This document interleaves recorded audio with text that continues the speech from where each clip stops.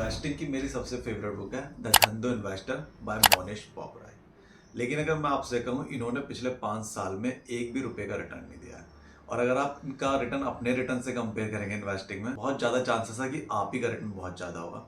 यहाँ तक कि अगर आपने म्यूचुअल फंड में लगा रखे हैं, पीएफ में लगा रखे हैं, आपने एफडी तक में लगा रखे हैं, तो आपका रिटर्न ज़्यादा हो सकता है। तो आप समझ सकते हैं इनका पिछले 5 साल में रिटर्न कितना लो है।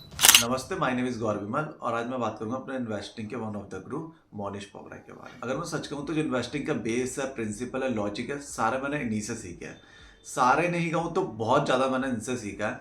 तो आप समझ सकते हैं मैं इनको कितना मानता हूँ।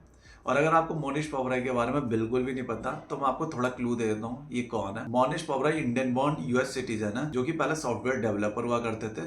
बाद में उनके पास जब बहुत सारा पैसा हो गया, उन्होंने पैसा कमाया, तो उन्होंने इन्वेस्टिंग पे ध्यान दिया और सारा पैसा इन्वेस्टिंग में लगा दिया। जब उन्होंने देखा कि इन्वेस्टिंग से भी बहुत ज़्यादा पैसा बनाने लग गए थे, तो उन्होंने बहुत बड़ी बिड लगाई थी वॉरेन बफेट से मिलने के लिए, उनके डिनर के लिए, जिससे कि पूरा का पूरा वर्ल्ड सरप्राइज हो गया था कि ये बंदा कहाँ से आ गया जिसका नाम भी नहीं सुना और उसने इतने $1 मिलियन की बिड लगा दी है जस्ट वॉरेन बफेट के साथ डिनर करने के लिए। वहां से लेकर और अभी तक मोनिश पोपराय और वॉरेन बफेट बहुत अच्छे दोस्त हैं। और वॉरेन बफेट के साथ आप मोनिश पोपराय की बहुत सारी पिक्चर्स देख सकते हैं। और वॉरेन बफेट कई बार इनको मेंशन भी करते हैं कि मोनिश पोपराय कितने इंटेलिजेंट और कितना अच्छा कर। लेकिन ये तो रहा मोनिश पोपराय का इंट्रोडक्शन। लेकिन इतना बड़ा बैकग्राउंड होते हुए भी मैं अगर आपसे कहूँ, इनका रिटर्न आपसे भी कम है। और ये बात मैं आपको इसलिए बता रहा हूँ क्योंकि काफ़ी लोगों को लगता है, मैं अपने दोस्तों से भी बातें करता हूँ, काफ़ी लोगों को क्या लगता है कि जो टॉप पे बैठे हैं उनके पास एक अलग ही एक नॉलेज है, एक अलग ही इंफॉर्मेशन है। अगर आप बड़े लोगों से कनेक्टेड है तो आपको पता नहीं कौन सी अलग इंफॉर्मेशन मिल जाती है, तो उसी से आप अच्छा रिटर्न कमा सकते हैं। तो इस केस में मोनिश पोपराय वॉरेन बफेट के साथ उठते बैठते हैं। और इंडिया में ऐसा कोई भी इन्वेस्टर नहीं होगा जो मोनिश पोपराय का कॉल ना उठाए। आप नाम ले लीजिए, विजय केडिया, झुनझुनवाला, लेट श्री झुनझुनवाला, वो भी उठा लेते हैं।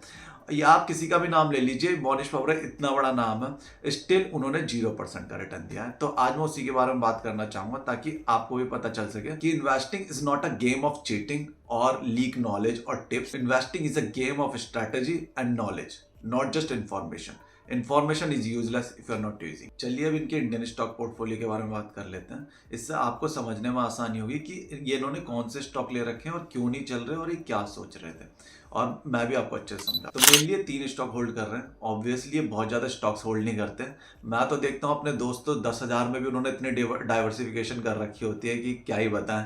इतनी तो शायद निफ्टी 50 नहीं करता हुआ। लेकिन इनका करीब 1,000, 1,200 या 1,500 करोड़ का पोर्टफोलियो है, उसमें इन्होंने सिर्फ 3 स्टॉक ले रखे हैं। अगर आप वो है जो 1 लाख में भी 10 स्टॉक लेके सोचते हैं डाइवर्सिफिकेशन कर दें, तो आप समझ सकते हैं जो 1,000 करोड़ में डाइवर्सिफिकेशन नहीं कर रहा, तो आप 1 लाख रुपए में डाइवर्सिफिकेशन करके कहाँ पहुंचे। तो इनका करीब 1,000-1,500 करोड़ का पोर्टफोलियो है, उसमें इन्होंने ऑलमोस्ट सेम पैसे 3 स्टॉक्स में बांट रखे हैं। सबसे नंबर 1 पे आता है इनका सबसे पुराना स्टॉक रेन। अब रेन के बारे में मैं थोड़ा डिटेल में बात करना चाहूँगा।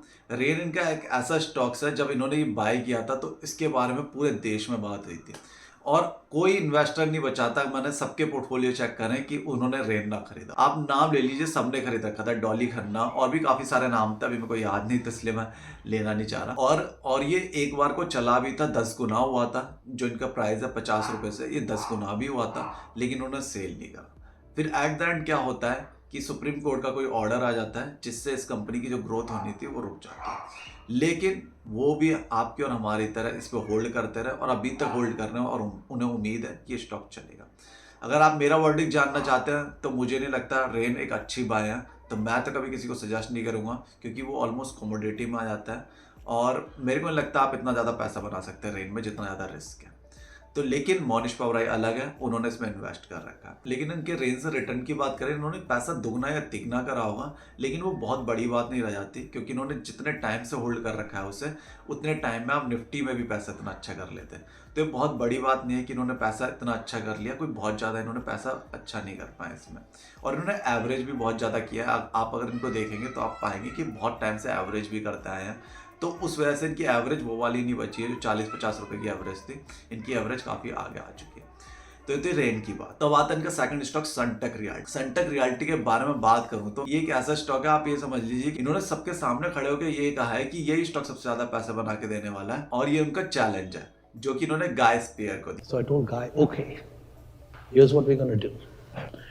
It is October 14th, 2018. This is when I had this conversation with him.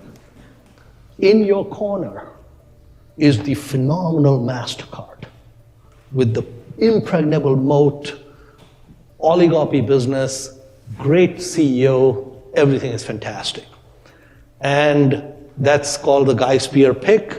At that time, MasterCard was $204 a share. In my corner, this small, stupid company in Mumbai, Suntech Realty. No one even heard of it. ये कहते हैं कि ये multi bagger बनेगा और इसमें इन्होंने काफी टाइम से होल्ड भी कर रखा है। लेकिन अगर मल्टी बैगर की बात करें तो जितने टाइम से इन्होंने होल्ड कर रखा है उतने टाइम से स्टॉक्स ने कुछ भी रिटर्न नहीं दिया। आप पिछले 5 साल का रिटर्न देखेंगे तो इसके 5 साल का रिटर्न बिल्कुल नील है, जो कि बिल्कुल ही बेकार परफॉर्मेंस है। ऑब्वियसली जब इन्होंने बाय करा था वहां से दुगना और तिगना हुआ था, लेकिन उसके बाद से स्टॉक्स नहीं चला है, बिल्कुल भी नहीं चला है। और मेरे को अभी उम्मीद भी नहीं दिख रही है, आगे का तो पता नहीं। लेकिन अगर मेरा वर्डिक्ट जानना चाहे सनटेक रियल्टी पे, मुझे लगता है सनटेक रियल्टी में दम है और वो आगे चल के आपको रिटर्न दे सकता है। लेकिन आपको बहुत ज़्यादा मल्टी बैगर रिटर्न देगा वो मुझे तो नहीं लगता। लेकिन मोनिश पॉवरा बहुत बड़ा कैपिटल हैंडल करते हैं, उनकी थिंकिंग और उनकी सोच अलग है, तो उस पर मैं कमेंट कर नहीं सकता क्योंकि मैं खुद लर्निंग स्पेस में हूँ और सबकी स्ट्रैटेजी इन्वेस्टिंग में अलग होती है, तो उस पर मैं कमेंट कर नहीं सकता।